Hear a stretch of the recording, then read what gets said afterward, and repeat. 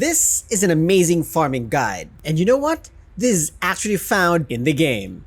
This, my fellow descendants, is the difficulty level rewards menu. And this menu shows you where to farm reactors and even external components in a specific area of the game. And this guide makes farming ultimate reactors and external components a lot easier. So how do we access this? If you go to your map menu, you just have to press R3 in the PlayStation controller, but this is only going to be available if you're in the hard difficulty. So let's try to understand this menu now. Each card will show you the farming location, what you can actually get from that location, and what other attributes it will be accompanied if you're looking at the reactors. While if you press square, we will actually see this menu. Now this menu will tell us that these rewards is going to have a rotation. Every week it's going to change. That means we can find reactors, specific types of external components, like for this week we can find processors, but next week we'll be able to find auxiliary power. And the next week or the week after that is going to be a little bit more different. As well as the places where you can farm certain reactors. And also from this menu, it only uses icons. And I believe by the time you have reached this hard mode difficulty or access to this one, you'll be able to understand what those icons actually really mean. But if you're unsure, let's take a look at this menu instead.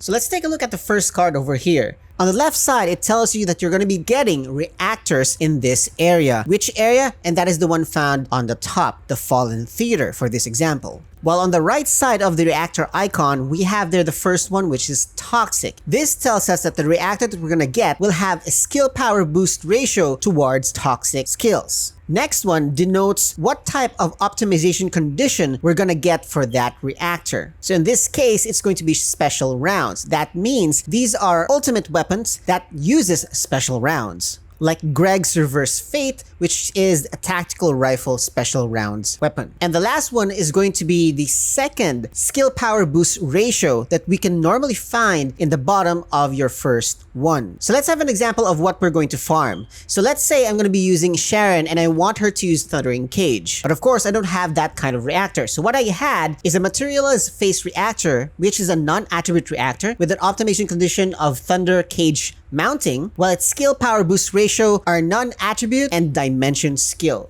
So what I want is going to be a Thunder Cage, so that is going to be general rounds. I also want electric skill power because Sharon is electric, and I also want dimension skill power because of some of her special abilities. So if you take a look at the difficulty level rewards, we will see that Grand Square will give us the reactor that we need. It has electric, it uses general rounds, it is also going to be dimension. So far you get the general idea. Now press X and you'll be able to see where exactly Grand Square is if you're not very familiar. So this map actually tells you that in Grand Square, if you do any of the missions, you will actually get or have a good chance of getting an ultimate reactor that have the characteristics that you're looking for. As an example, we were able to get 2 ultimate reactors from doing only one mission. And these are called the Tingling Face Reactor. Now, sadly, it did not give us the ones that we actually want. Again, we wanted to use Thunder Cage for this one, but we did not get it. Simply, it's because there is still RNG involved. This is where grinding and farming comes into play in this game. We're not done yet, but if you like this content and you want to see more, please do support me by, of course, giving this video a like and or subscribe. And since I'm also a Nexon content creator, you can also support me by checking out my code. Thank you. And aside from reactors, you can also farm external components. In this week, we were able to find these components in a certain area, and these are your processors. Still, they are going to be ultimate. With that said, we do have more tips, tricks, and guides for you for the First Descendant. Please check out my video over here. If not, you can always check out my other videos over here. By the way, my name is Dark, and I hope that I'll see you again next time.